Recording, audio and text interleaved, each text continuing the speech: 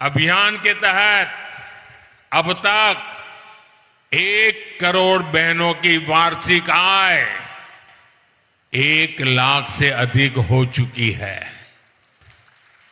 अब मोदी की गारंटी है कि 3 करोड़ बहनों को लखपति दीदी बनाया जाएगा। हमारी बेटियां खेलों में खूब आगे बढ़े, इसके लिए भी विशेष कार्यक्रम, विशेष सुविधाएं बनाई जाएगी। यहां स्वयं सहायता समूहों से जुड़ी जो बहनें हैं, उनके लिए आने वाले 5 साल सुख समृद्धि के होने वाले हैं। भाजपा ने इन समूहों से जुड़ी बहनों को विशेष ट्रेनिंग का ऐलान किया है ताकि वो भी शिक्षा, स्वास्थ्य, पर्यटन जैसे क्षेत्रों से जुड़ सके। बिना गारंटी का ऋण देने वाली मुद्रा योजना के तहत लोन की सीमा 10 लाख से बढ़ाकर 20 लाख की जा रही है। इसका फायदा भी मेरी माताओं बहनों को भी होगा। साथियों, भाजपा गरीब कल्याण के लिए समर्पित है, पूरी ईमानदारी से काम करती है, लेकिन कांग्रेस की दुकान में भय, भूख और भ्रष्टाचार ही बिकता है। कांग्रेस ने हमेशा दलितों को डराया, कभी आदिवासियों को डराया, कभी अल्पसंख्यकों को डराया। आज भी ये कभी लोकतंत्र को लेकर, संविधान को लेकर, आरक्षण को लेकर भांति भांति का झूठ फैला रहे हैं, भांति भांति का डर दिखा रहे हैं। लेकिन कांग्रेस को पता नहीं है कि भारत हर प्रकार से डर से बाहर निकल चुका है और इसीलिए इनका झूठ नहीं चल पा रहा है। आज देखिए, देश भर में जिन जिन राज्यों में आदिवासी आबादी अधिक है, वहां कांग्रेस या तो सत्ता से बाहर है या फिर तीसरे चौथे नंबर पर है।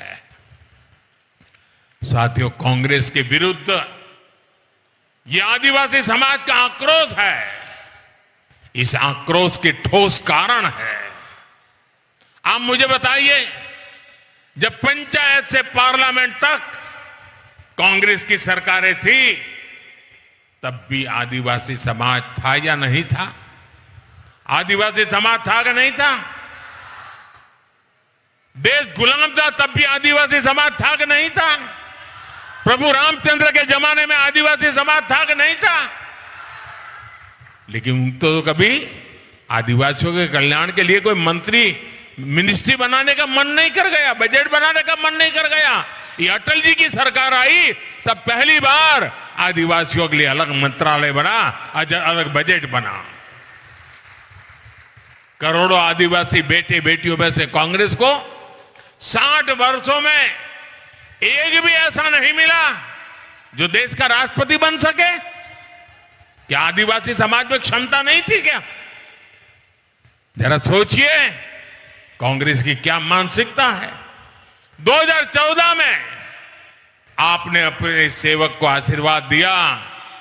आज देश की पहली नागरिक, हमारी सेनाओं के सुप्रीम कमांडर, देश की राष्ट्रपति आदिवासी समाज की एक बेटी है। यही असली भागीदारी है, यही बाबा साहेब के दिए संविधान की स्पिरिट है। पूरी दुनिया ने इसकी प्रशंसा की, लेकिन कांग्रेस और इंडी गठबंधन उनका विरोध किया। साथियों, ये भाजपा ही है जिसने स्वतंत्रता आंदोलन में आदिवासी समाज की भूमिका को स्वीकार, उनके लिए समर्पित म्यूजियम बनवाए हैं। ये भाजपा ही है जिसने भगवान बिरसा मुंडा की जयंती को जनजातीय गौरव दिवस घोषित किया। और अब तो भाजपा ने ऐलान किया है कि अगले साल भगवान बिरसा मुंडा के 150वीं जन्म जयंती को जनजातीय गौरव अभियान के रूप में पूरे वर्ष भर हिंदुस्तान के हर कोने में मनाया जाएगा। और मुझे पता है जब मैं ये बातें बताऊं ना, तब कांग्रेस वालों के पेट में दर्द शुरू हो जाता होगा। साथियों, कांग्रेस जैसी पार्टियों की आपकी परवाह नहीं है। कांग्रेस जैसी पार्टियां सिर्फ अपनी संतानों के लिए काम करती है। आप सारे कांग्रेस के नेता देख लीजिए, वो अपने संतानों के लिए ही लगे हुए हैं। इंडी गठबंधन के सारे लोग अपने बच्चों को फिट करने में लगे हैं। और मोदी क्या कर रहा है? मोदी आपके संतानों के भविष्य के लिए खप रहा है। आपके संतानों के लिए, भविष्य के लिए बनाने के लिए दिन रात मेहनत कर रहा है। अब आप देखिए, माता को गर्भ के दौरान अच्छा भोजन मिले, इसके लिए भाजपा सरकार हर गर्भवती मां को 6,000 रुपया दे रही है। आदिवासी समाज को सिकल सेल एनीमिया से मुक्ति दिलाने के लिए मिशन तेज गति से चल रहा है। इस अभियान के तहत अब तक देश भर में 2.5 करोड़ से अधिक आदिवासी साथियों की मुफ्त जांच की जा चुकी है।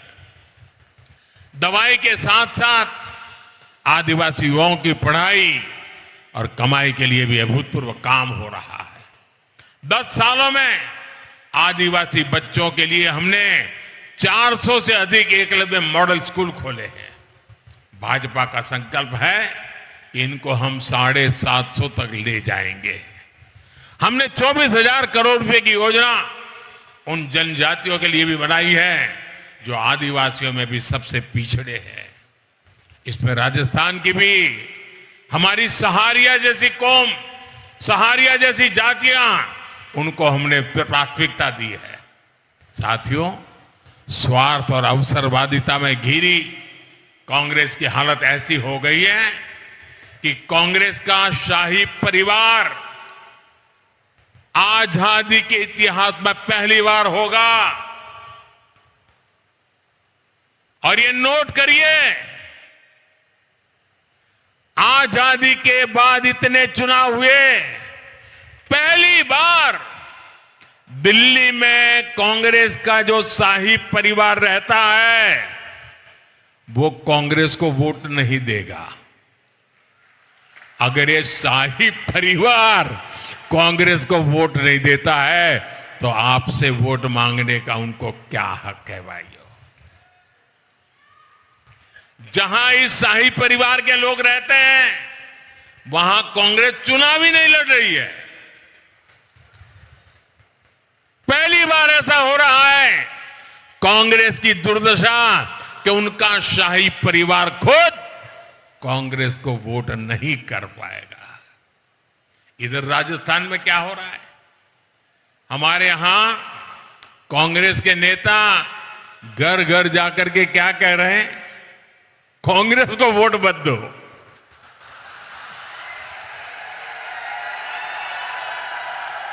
पूरी कांग्रेस पार्टी, हम पहले तो सुनते थे कि वो कहते थे भाजपा को वोट मत दो। यहां पर पूरी कांग्रेस पार्टी घर घर जाके कह रही है कांग्रेस को वोट मत दो। दिल्ली में शाही परिवार कांग्रेस को वोट नहीं देता, यहां कांग्रेस कहती है कांग्रेस को वोट मत दो। ये हाल है इस पार्टी का, इस पर आप भरोसा कर सकते हैं? भाइयों बहनों, इन दिनों जो लोग कांग्रेस छोड़कर के बाहर निकले हैं वे एक बात बड़ी गंभीरता से बताते हैं। वो सारे लोग कह रहे हैं कि कांग्रेस अब कांग्रेस नहीं रही है। अब कांग्रेस अर्बन नक्सलों के कब्जे में चली गई है। कांग्रेस अब वामपंथियों के चंगुल में फंसी हुई है। तो हमारे एक मित्र ने उनको पूछा कि आप ये कैसे कहते हैं? तो उन्होंने कहा उनका मैनिफेस्टो देख लीजिए, इस बार का कांग्रेस का मैनिफेस्टो देख लीजिए। कांग्रेस ने अपने मैनिफेस्टो में जो कहा है वो चिंताजनक है, गंभीर है। और ये माओवाद की सोच को धरती पर उतारने की उनकी कोशिश है। उन्होंने कहा है कि अगर कांग्रेस की सरकार बनेगी तो हर एक की प्रॉपर्टी का सर्वे किया जाएगा। हमारी बहनों के पास सोना कितना है उसकी जांच की जाएगी, उसका हिसाब लगाया जाएगा। हमारे आदिवासी परिवारों में चांदी होती है, सिल्वर कितना है उसका हिसाब लगाया जाएगा। सरकारी मुलाजिमों के पास कितना जगह है, क्या है, पैसे कहाँ है, नौकरी कहाँ है, उसकी जांच की जाएगी। इतना ही नहीं, आगे क्या कहा है, ये जो गोल्ड है बहनों का और जो संपत्ति है ये सबको समान रूप से वितरित कर दी जाएगी। क्या ये आपको मंजूर है? क्या आपकी संपत्ति सरकार को हटने का अधिकार है? क्या आपकी संपत्ति को, आपने मेहनत करके कमाई हुई संपत्ति को सरकार को ऐंठने का अधिकार है? क्या उस संपत्ति को मेरी माताओं और बहनों की जिंदगी में सोना वो सिर्फ शो करने के लिए नहीं होता है, उसके स्वाभिमान से जुड़ा हुआ है। उसका मंगलसूत्र वो एक सोने का कीमत का मुद्दा नहीं है, उसके जीवन के सपनों से जुड़ा हुआ है। तुम उसे छीनने की बात कर रहे हो अपने मैनिफेस्टो में। गोल्ड ले लेंगे, सबको वितरित कर देंगे। और पहले जब उनकी सरकार थी उन्होंने कहा था कि देश की संपत्ति पर पहला अधिकार मुसलमानों का है। इसका मतलब ये संपत्ति इकट्ठी करके किसको बांटेंगे? जिनके ज्यादा बच्चे हैं उनको बांटेंगे। घुसपैठियों को बांटेंगे। क्या आपकी मेहनत की कमाई का पैसा घुसपैठियों को दिया जाएगा? आपको मंजूर है? ये कांग्रेस का मैनिफेस्टो कह रहा है कि वो माताओं बहनों का सोने का हिसाब करेंगे, उसकी जड़ती करेंगे, जानकारी लेंगे और फिर उस संपत्ति को बांट देंगे। और उनको बांटेंगे जिनको मनमोहन सिंह जी की सरकार ने कहा था कि संपत्ति पर पहला अधिकार मुसलमानों का है। भाइयों बहनों, ये अर्बन नक्सल की सोच, मेरी माताओं बहनों, ये आपका मंगलसूत्र भी बचने नहीं देंगे, यहां तक जाएंगे, मैं कहने आया हूं। साथियों, कांग्रेस में भ्रष्टाचार ही शिष्टाचार है, ये तो वागड़ के लोग अच्छी तरह जानते हैं। कांग्रेस के शासनकाल में युवाओं के सपनों के साथ खिलवाड़ किया गया। अब कांग्रेस के पेपर लीक माफिया पर भी हमारे भजनलाल जी पूरी ताकत से लगे हैं और उनको ठिकाने लगा करके रहेंगे। केंद्र सरकार ने भी इसके लिए एक कड़ा कानून बनाया है। अब इनको यह भी मालूम नहीं है, पार्लियामेंट में बैठते हैं, पेपर लीक का कानून बन चुका है, अबे घूमते फिरते हैं हम कानून बनाएंगे। ये कानून युवाओं को धोखा देने वालों को कड़ी सजा दिलाएगा और ये मोदी की गारंटी है। साथियों, कांग्रेस ने वागड़ इलाके को भी सड़क, रेल और दूसरी कनेक्टिविटी से हमेशा वंचित रखा। आपको ऐसी सुविधाएं देना ये मोदी की गारंटी है। हमने रतलाम डूंगरपुर रेल लाइन को वाया बांसवाड़ा से जोड़ने का काम शुरू करवाया। इस काम को भी कांग्रेस ने बरसों तक लटका कर रखा था। उदयपुर, बांसवाड़ा और डूंगरपुर को शामला जी गुजरात के साथ जोड़ने वाले नेशनल हाईवे से भी बहुत फायदा हो रहा है। उदयपुर में कनेक्टिविटी सुधारने के बहुत सारे काम हो रहे हैं। इसमें हाईवे, रेलवे के कई प्रोजेक्ट शामिल है। बांसवाड़ा में पावर प्लांट भी बन रहा है। 4 जून के बाद ऐसे हर काम को तेजी से पूरा किया जाएगा। साथियों, बीते साल में बहुत कुछ हुआ है, लेकिन अभी हमें विकसित भारत बनाने के लिए बहुत कुछ करना है। मोदी का मिशन है 24/7 फॉर 2047। मैं आपको भी इस मिशन से जुड़ने के लिए आमंत्रित कर रहा हूं और इसके लिए 26 अप्रैल को भारी मतदान जरूरी है। बांसवाड़ा से हमारे साथी भाई महेंद्र मालवीय, उदयपुर से मन्नालाल रावत संसद पहुंचेंगे तो मोदी के मिशन को मजबूत करेंगे। और हां, आपको बागीदोरा उपचुनाव में भाजपा प्रत्याशी सुभाष तमोलिया जी को भी अपना प्रचंड समर्थन देना है। आप घर घर जाना और सबको कहना मतदान अवश्य करें। कहेंगे? मतदान करने के लिए कहेंगे? अब मुझे बताइए, हमें लोकसभा भी जीतनी है, ये असेंबली का चुनाव भी जीतना है, लेकिन ये जीतना है तो क्या करना पड़ेगा? क्या करना पड़ेगा? ज्यादा से ज्यादा मतदान करना पड़ेगा। करेंगे? मतदान करने के लिए जाएं तो गांव में, बूथ में एक पूरा उत्सव का वातावरण बनाइए। गाने गाते गाते सब माताएं बहनें वोट करने के लिए जाए, सामूहिक रूप से जाए। देखिए, एक माहौल बन जाएगा, लोकतंत्र का उत्सव बन जाएगा।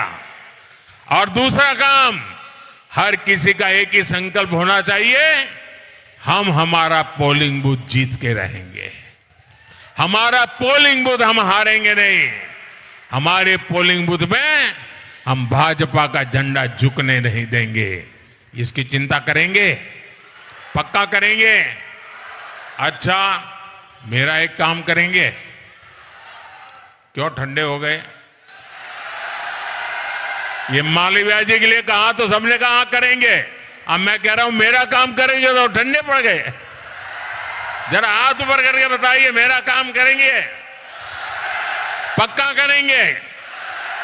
अच्छा, एक काम करना, घर घर जाना और हर घर में जो भी बुजुर्ग हो उनको कहना अपने मोदी भाई बांसवाड़ा आए थे और मोदी भाई ने आपको राम राम कहा है। मेरा राम राम पहुंचा देंगे? हर परिवार को मेरा राम राम पहुंचा देंगे? बोले भारत माता की, भारत माता की, भारत माता की। बहुत बहुत धन्यवाद।